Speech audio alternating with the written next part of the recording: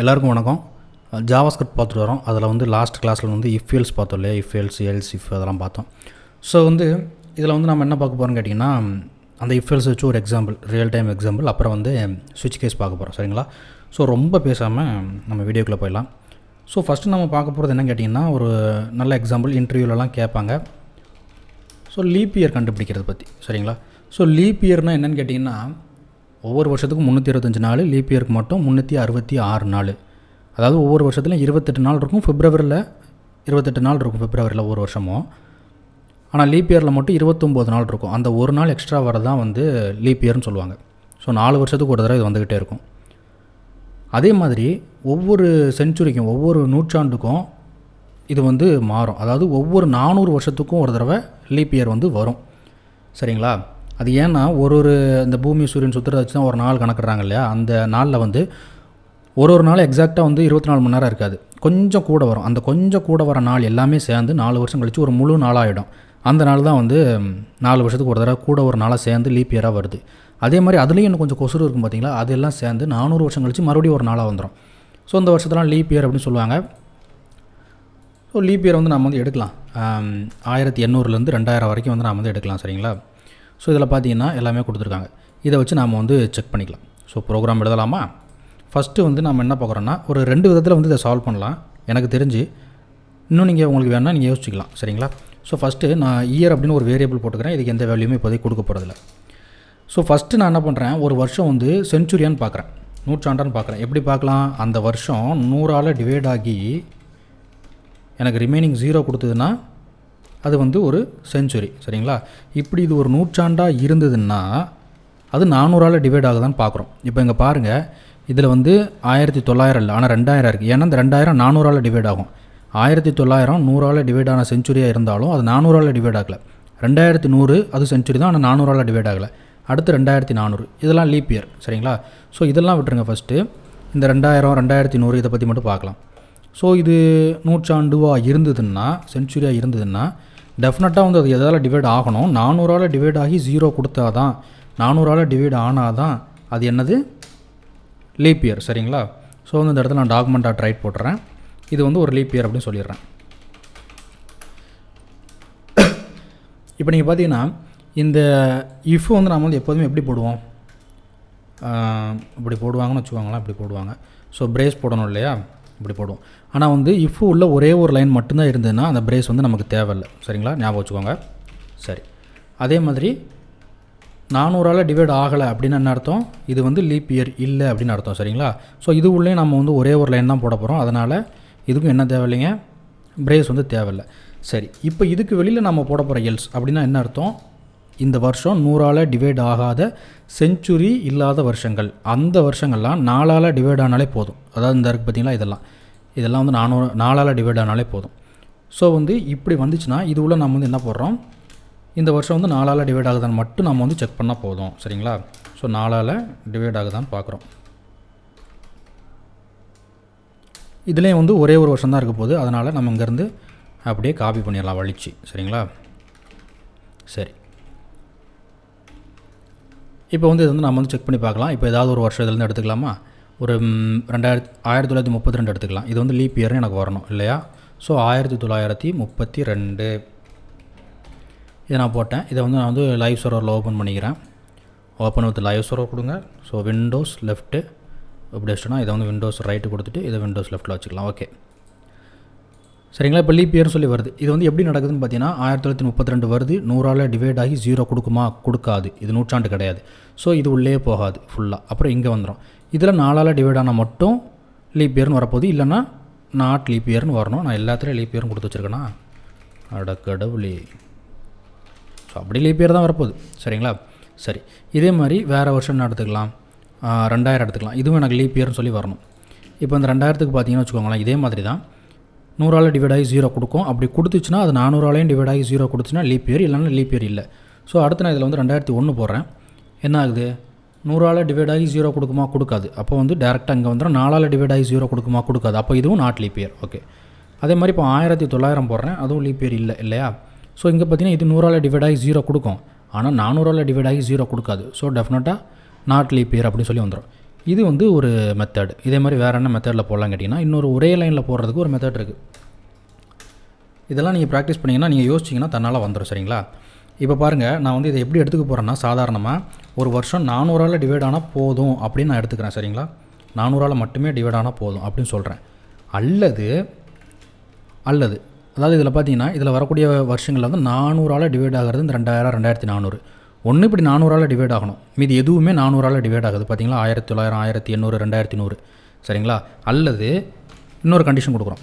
இங்கே தான் நாம் வந்து என்ன பண்ணுறோம் அப்படின்னா, மீதி இருக்கிற வருஷத்தெல்லாம் பார்க்குறோம். அந்த மீதி இருக்கிற வருஷம்லாம் எனக்கு வந்து 4ஆல் டிவைட் ஆகி 0 கொடுக்கணும்.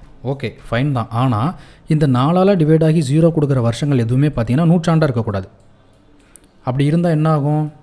இதை மட்டுமே நம்ம கொடுத்துடலாம். அப்படி கொடுத்தோன்னா இந்த நூற்றாண்டு 1900 உள்ளே வந்துடும் 4ஆல் டிவைட் ஆகி. அதனால் 4ஆல் டிவைட் ஆகி 0 கொடுக்கக்கூடிய வருஷங்கள் எதுவுமே நூற்றாண்டாக இருக்கக்கூடாது. அப்படின்னா எப்படி எழுதலாம்? இந்த இடத்துல பாருங்கள், 2 கண்டிஷன். 4ஆல் டிவைட் ஆகி 0 வரணும், அது நூற்றாண்டாகவும் இருக்கக்கூடாது அப்படின்னு சொல்கிறோம். அதாவது 100ஆல் டிவைட் ஆகி எனக்கு 0 கொடுக்குது இல்லையா, அப்படி இருக்கக்கூடாது. அதுக்காக நான் இங்கே ஒரு ஆச்சரியக்குறி போடுறேன். இந்த ஆச்சரியக்குறி என்னென்னு கேட்டிங்கன்னா, ட்ரூனா ஃபால்ஸ் ஆகும், ஃபால்ஸ்னா ட்ரூ ஆகும். ஸோ இந்த இடத்துல 100ஆல் டிவைட் ஆகி 0 வருது இல்லையா, எனக்கு அப்படி வரக்கூடாது. இந்த இடத்துல ட்ரூ ரிட்டன் ஆகும், அதை வந்து எனக்கு ஃபால்ஸாக மாற்றிரு. அப்படின்னா என்ன அர்த்தம்? 100ஆல் டிவைட் ஆகி 0 வராதுன்னு அர்த்தம். சரிங்களா? ஸோ எனக்கு வந்து பார்த்திங்கன்னா இங்கேருந்து இங்கே வரைக்கும் ஒரு கண்டிஷனுங்க. இது ரெண்டும் ஒரு கண்டிஷன். இங்கே ஒரு பிரேஸ் போட்டாச்சு, இங்கே ஒரு பிரேஸ் போட்டாச்சு. இங்கேருந்து இங்கே வரைக்கும் ஒரு கண்டிஷன். அதே மாதிரி இங்கேருந்து இங்கே வரைக்கும் ஒரு கண்டிஷன். கரெக்டாக மொத்தமாக ஒரு ப்ராக்கெட் இப்படி போட்டாச்சா, அவ்வளோதான், முடிஞ்சு போச்சு. இப்போ இது உள்ள நீங்கள் வந்து பிரேஸ் கூட போட தேவையில்லை, ஏன்னா ஒரு லைனில் தானே இருக்குது. ஸோ வந்து நம்ம வந்து இதில் வந்து போட்டுடலாம். இது வந்து என்னது, லீப் இயர் அப்படின்னு சொல்லி. ஸோ திஸ் இஸ் லீப் அப்படின்னு போட்டுடலாம். அப்படி இல்லாத பட்சத்தில் மீது எல்லாமே என்னதுங்க, நாட் லீப் தான். சரிங்களா? இதுக்கும் வந்து பிரேஸ் தேவையில்லை, எப்படி போட்டுடலாம். சரி, இப்போ எதாவது செக் பண்ணி பார்க்கலாமா? இப்போ 1900ங்கிறது 400ஆல் டிவைட் ஆகி 0 கொடுக்காது, கண்டிப்பாக கொடுக்காது. இது ஒரு கண்டிஷன். அல்லது அப்போ இங்கே கொடுக்காதுன்னா இங்கே என்ன வரும்? ஃபால்ஸ் வரும். சரி, ஆர்னா என்னது, ரெண்டில் ஏதாச்சும் ஒன்றாவது ட்ரூ ஆகணும். அப்போ இது வந்து ஃபால்ஸ் ஆச்சு. அட்லீஸ்ட் இதுவாவது ட்ரூ ஆகுதா அப்படின்னு பார்க்குறோம். இங்கேருந்து எனக்கு மொத்தமாக ட்ரூ வரணும். ஆனால் இது உள்ள பார்த்தீங்கன்னா 2 கண்டிஷன் இருக்குது. இது ரெண்டுமே ட்ரூ ஆனால் தான் இங்கேருந்து எனக்கு ட்ரூ வரும். ஸோ எனக்கு இங்கே ஆல்ரெடி ஃபால்ஸ் ஆகிடுச்சு. இப்போ 4ஆல் டிவைட் ஆகி 0 கொடுக்குது, ட்ரூ தான். அதே மாதிரி 100ஆல் டிவைட் ஆகி 0 கொடுக்குது, ஆனால் ட்ரூங்கிறது இங்கே என்னவாக மாறிடுது? ஃபால்ஸாக மாறிடுது. ஸோ இது ரெண்டில் ஏதாச்சும் ஒன்று ட்ரூவாக இருந்தால் தானே ட்ரூ, ரெண்டுமே ட்ரூ இல்லை. அப்படிங்கும்போது அது வெளியில் வந்து திஸ் இஸ் நாட் லீப் அப்படின்னு சொல்லி பிரிண்ட் பண்ண போகுது. பண்ணிச்சா? சரி, இதை மாதிரி மற்ற வருஷம் கொடுத்து நீங்கள் வந்து செக் பண்ணி பார்த்துக்கோங்க. இந்த ஆப்ரேட்டர் வந்து நான் வந்து சொன்னேன்னா இல்லையான்னு எனக்கு ஞாபகம் இல்லை. சும்மா நான் இப்போதைக்கு வந்து உங்களுக்கு காட்டுறேன் பாருங்கள். ஸோ டாக்குமெண்ட்.ரைட்டில் வந்து நான் வந்து என்ன பண்ணுறேன், இப்படி கொடுத்து நான் வந்து ட்ரூ அப்படின்னு போட்டேன்னா இது எனக்கு ஃபால்ஸ்னு பிரிண்ட் ஆகும். ஓகேவா? ஃபால்ஸ் வருதா? அதே மாதிரி இங்கே நான் ஃபால்ஸ்னு போட்டேன்னா எனக்கு ட்ரூன்னு பிரிண்ட் ஆகும். ஓகேவா? ஸோ இதுதான் வந்து அந்த ஆப்ரேட்டர். பேர் மறந்து போச்சு, காம்ப்ளிமெண்ட்ரி ஆப்ரேட்டர்னு நினைக்கிறேன். இப்போ நம்ம பார்க்க போகிறது வந்து ஸ்விட்ச் கேஸ். ஸ்விட்ச் கேஸோட சின்டாக்ஸ் எப்படி இருக்கும் அப்படின்னு கேட்டிங்கன்னா, ஸ்விட்சு இப்படி ஒரு பிரேஸு, இப்படி ஒரு பிரேஸ், அவ்வளோதான். இதான் வந்து ஸ்விட்ச் கேஸ். இது வந்து எதுக்குன்னு கேட்டிங்கன்னா, நிறைய இஃப் கண்டிஷன் இருந்ததுன்னா நம்ம என்ன பண்ண முடியும் சொல்லுங்கள். இப்போ எனக்கு வந்து இன்றைக்கி வந்து சண்டே அன்றைக்கி நான் இத்தனை மணிக்கு எந்திரிப்பேன், மண்டே அன்றைக்கி நான் இத்தனை மணிக்கு எந்திரிப்பேன், டியூஸ்டே அன்றைக்கி நான் இத்தனை மணிக்கு எந்திரிப்பேன் அப்படின்னு தெரியாது இல்லையா? அப்படிங்கும்போது நிறைய கண்டிஷனுக்கு இஃப் எல்சி இஃப்னு எவ்வளோ எழுத முடியும். அதனால் நம்ம வந்து ஸ்விட்ச் கேஸ் யூஸ் பண்ணுறோம். இப்போ உதாரணத்துக்கு இப்போ வந்து லெட்டுன்னு போட்டு மை டே அப்படின்னு போடுறேன். ஓகேவா? My day. இதில் வந்து நான் இப்போதைக்கு எதுவுமே கொடுக்கல. இப்போ நான் ஸ்விட்ச் கேஸ் உள்ளே வரேன். ஸ்விட்ச் கேஸ் உள்ள நான் அந்த மை டேவை போட்டுக்கிறேன். சரிங்களா? இந்த மை டே வந்து எனக்கு வந்து என்னவா வேணால் இருக்கலாம். கரெக்டாக? அது என்னவா இருக்க ஆப்ஷன்ஸ் இருக்குது அப்படிங்கிறத நம்ம அந்த கேஸில் கொடுப்போம். சரிங்களா? இப்போ வந்து எனக்கு வந்து இது சண்டேவாக இருந்துன்னு வச்சுக்கோங்களேன். சண்டேவாக இருந்துச்சுன்னா ஒரு கோலன் வச்சு எனக்கு என்ன தேவை அப்படிங்கிறத நம்ம வந்து இதில் வந்து சொல்கிறோம். சரிங்களா? டாக்குமெண்ட்.ரைட்டில் வந்து ஒன்றும் தேவையில்லை, இப்போதைக்கு திஸ் இஸ் சண்டேன்னு பிரிண்ட் பண்ணால் போதும். சரிங்களா? திஸ் இஸ் இந்த மை டேவு இங்கே கொடுத்தாலும் சரி தான், இல்லை திஸ் இஸ் சண்டே அப்படின்னு போட்டாலும் சரி தான். சரிங்களா? சரி, இதே மாதிரி நான் பேசிக்காக சோம்பேறிங்கிறதுனால எல்லாத்தையும் காப்பி பேஸ்ட் பண்ணிக்கிறேன். 1 2 3 4 இது எல்லாத்தையும் நான் இப்போ வேகமாக மாற்றிக்கிறேன். சரிங்களா? ஒரு 5 நாள் தான் போட்டிருக்கேன், மீதி நாளாக நீங்கள் டைப் பண்ணிக்கோங்க. சரி, 4 நாள் போட்டிருக்கேன்.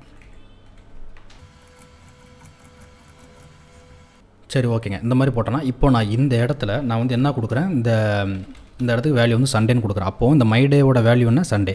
அப்போ சண்டேனா திஸ் இஸ் சண்டே அப்படின்னு சொல்லி இங்கே எனக்கு பிரிண்ட் ஆகணும். சரிங்களா? ஆனால் ஏன் எனக்கு வந்து சண்டே, மண்டே, டியூஸ்டே, வெட்னஸ்டே இப்படி பிரிண்ட் ஆகுது சொல்லுங்கள் ஏன்னா நீங்கள் வந்து பிரேக் கொடுக்கணும். பிரேக் கொடுக்கலனா அது வந்து ஓடிக்கிட்டே இருக்கும். சரிங்களா? ஸோ வந்து எல்லா கேஸ்க்கு அப்புறம் பிரேக் கொடுக்கணும்.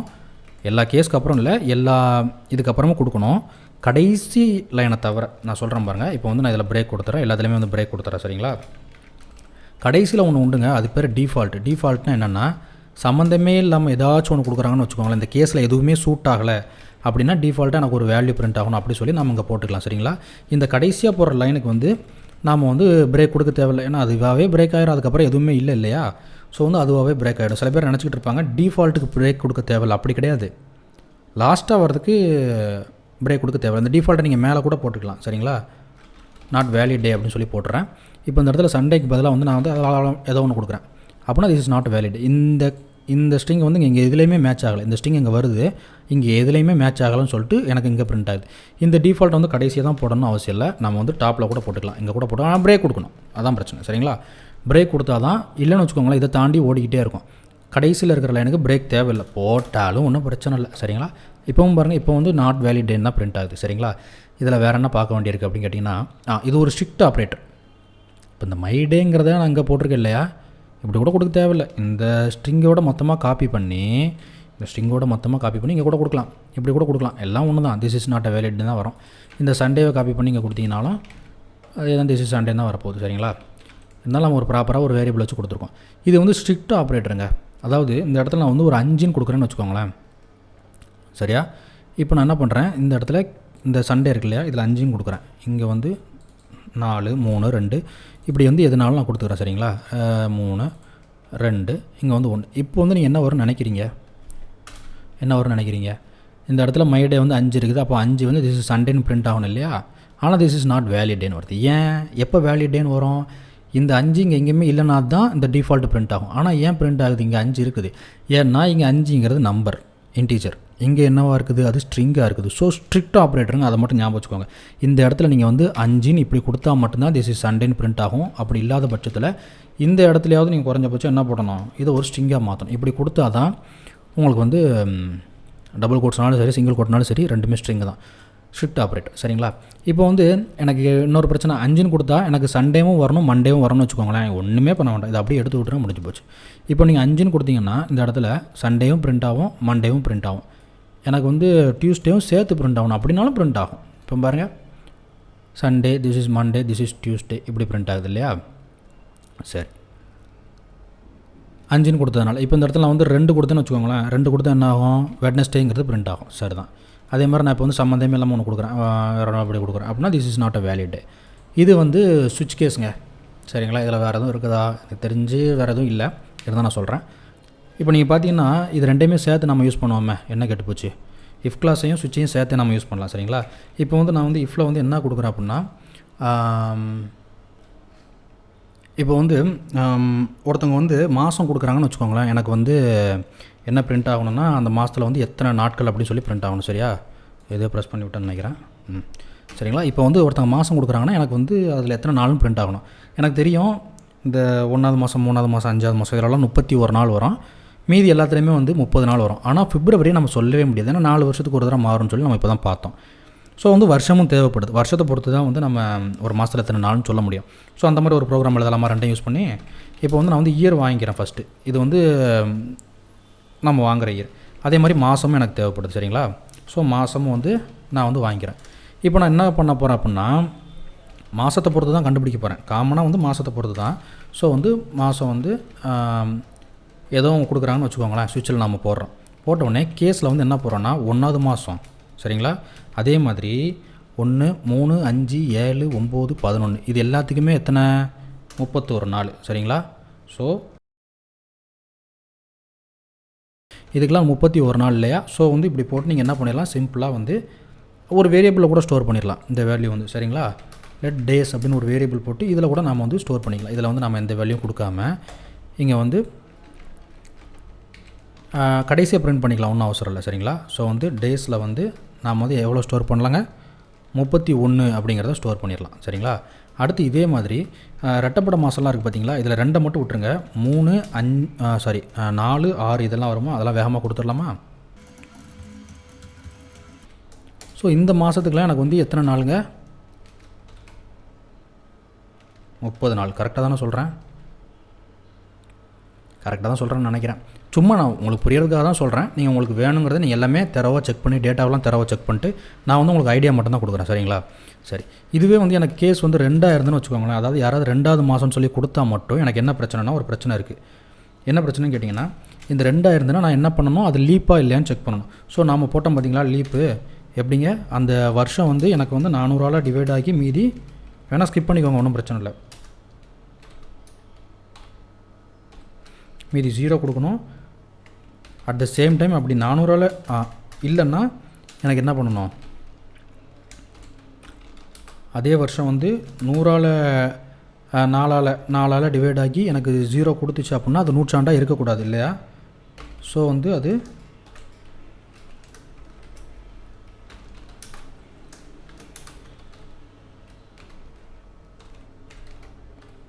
100 இருக்கக்கூடாது. சரிங்களா? இங்கேருந்து இங்கே வரைக்கும் ஒன்று மொத்தமாக ஒன்று க்ளோஸ் பண்ணிட வேண்டியதான். இப்படி இருந்துச்சுன்னா டேஸ் வந்து என்னங்க போடுறேன், இது வந்து என்ன வருஷங்க, லீப் இயர் இல்லையா? ஸோ இப்படி இருந்தால் இது ஒரு லீப் இயர். டேஸ் வந்து நான் 29ன்னு போட்டுக்கிறேன். அப்படி இல்லாத பட்சத்தில் வந்து எனக்கு என்ன போடுறேன், டேஸ் வந்து